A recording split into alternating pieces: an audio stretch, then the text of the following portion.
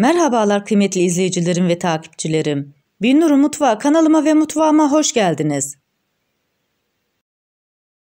Bugün sizlere tadına doyamayacağınız, yedikçe bağımlılık yapacak, kendi hazırlamış olduğum garnitürle yaptığım zeytinyağlı enginar dolması tarifim var.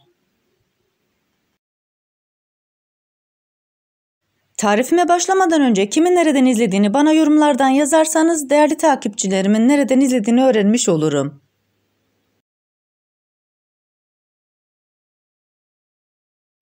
Sizleri daha fazla bekletmeden bu leziz enginar dolması tarifine geçiyorum. Herkese iyi seyirler. Tarifimde 5 adet enginar kullandım. Enginarları tuzlu suya koyduktan sonra 1 adet limonu sıktım ve kabuklarıyla birlikte enginarın içerisine koydum. Enginarların kararmaması için mutlaka bu işlemi yapmanız gerekiyor. Daha önceden yapmış olduğum garnitür konservem var. Bıçak yardımıyla havasını aldıktan sonra kapağını açıyorum, süzgece koyuyorum ve suyunu süzdürüyorum. Pişirmeye başlamadan önce mutlaka üzerine biraz su gezdirin. Böylelikle tuzlu suyundan arındırmış olursunuz. Tarifimde 1 adet kuru soğan kullandım. Soğanları küp küp olacak şekilde doğruyorum. Tarifimi buraya kadar izlediyseniz ve hala kanalıma abone değilseniz abone olup beğeni ve yorumlarınızla beni desteklerseniz çok sevinirim. Kuru soğanı da doğradıktan sonra kenara alıyorum. Yayvan bir tencereyi ocağımın üzerine alıyorum. İçerisine 1 çay bardağı zeytinyağını ekliyorum. Daha sonra küp küp doğramış olduğum kuru soğanları ekliyorum. Soğanların diriliği geçinceye kadar zeytinyağında güzelce kavuruyorum.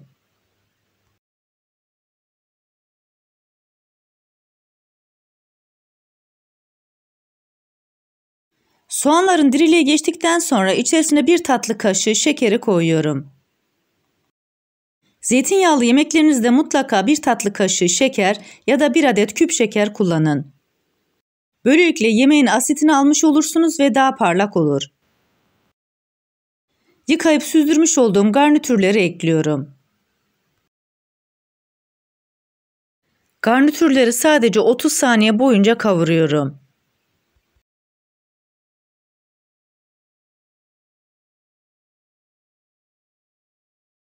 Yeterince kavrulmuş olan garnitürlerin içerisine 1 diş sarımsağı küçük küçük doğruyorum. İsterseniz bu aşamada sizler rendeleyebilirsiniz.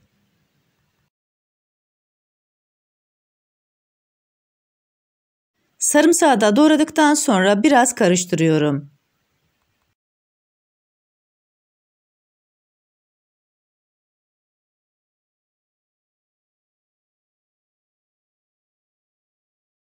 Garnitürün içerisine 1 tatlı kaşığı tuz ekliyorum.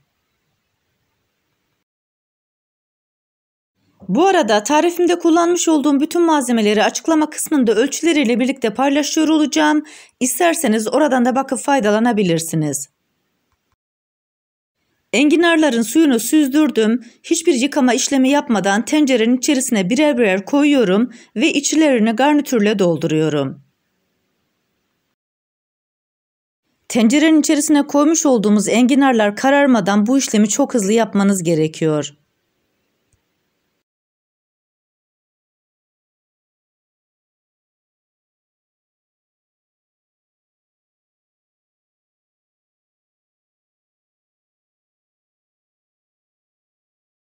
Beş tane enginarı doldurdum. Üzerine yarım limon suyunu süzgeçten geçirerek sıkıyorum. Bu limon enginarların kararmasını engelleyecek. Ayrıca yemeğimize de çok güzel lezzet katacak. Daha sonra içerisine kaynar suyu ekliyorum.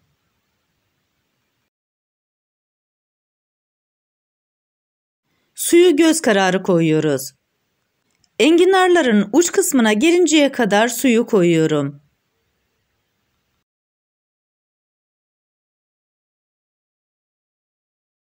Bu arada ocağımızın altı hala yüksek ateşte.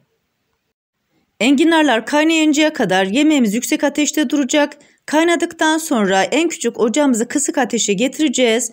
Burada pişmesini bekleyeceğiz. Bazı enginarların pişmesi biraz uzun sürüyor. O yüzden sizler yemeğinizi kontrollü bir şekilde pişirin. 20 dakikanın sonunda benim kullanmış olduğum enginarlar güzel bir şekilde pişti. Çatalı alıyorum, enginarın üzerine batırıyorum. Eğer çatalımız kolay bir şekilde çıkıyorsa artık yemeğimizin piştiği anlamına geliyor. İçerisine koymuş olduğumuz garnitürler zaten pişmişti. 20 dakikanın sonunda enginarlarımızı ocaktan alıyoruz, soğuması için kenara bırakıyoruz. Enginarlarımız soğudu, artık servis yapabiliriz. İsterseniz soğur soğumaz hemen servis yapabilirsiniz, isterseniz ertesi gün bekleyerek servis yapabilirsiniz. Kalan garnitürleri tencerenin tabanına koymuştum, onları da enginarların üzerine koyuyorum. Gerçekten bu enginar çok lezzetli oldu. Garnitürünü de kendim hazırlamıştım, hayatımda yediğim en güzel enginar oldu diyebilirim. Enginar dolmalarımızı servis tabağının içerisine alıyorum. Tarifimdeki tüm püf noktaları detaylı bir şekilde sizlere anlatmaya çalıştım. Ancak yine de aklınıza takılan bir kısım olursa bana yorumlardan yazabilirsiniz. Oradan da elimden geldiğince sizlere dönmeye çalışırım.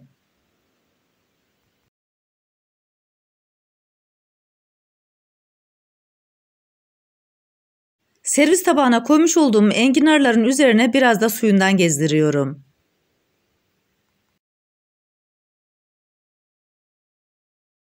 Tabii ki enginar dolmamızı lezzetlendirmek için üzerine mutlaka limon sıkıyoruz. Eğer dereotunu seviyorsanız üzerine küçük küçük doğramış olduğunuz dereotlarından da koyabilirsiniz. Ya da benim yaptığım gibi birkaç dal da koyabilirsiniz.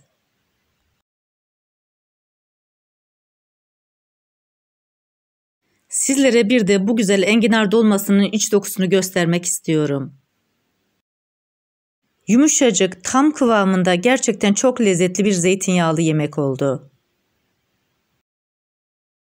Tadına baktığınız zaman bir adet enginar asla yetmeyecek. Tarifimi yapıp deneyecek olan herkese şimdiden afiyet olsun. Siz bu güzel yemeğin son halini seyrederken ben de sizlere veda etmiş olayım. Bir tarifimizin daha sonuna geldik. Videomu izlediğiniz için teşekkür ederim. Bana destek olmak için tarifimi beğendiyseniz beğenmeyi, abone değilseniz abone olmayı, yeni tariflerimi izlemek için bildirim zilini açmayı, tariflerimi sevdiklerinizle paylaşmayı unutmayın. Her şeyin gönlünüzce olması dileğiyle hoşça kalın, afiyetle kalın, Allah'a emanet olun.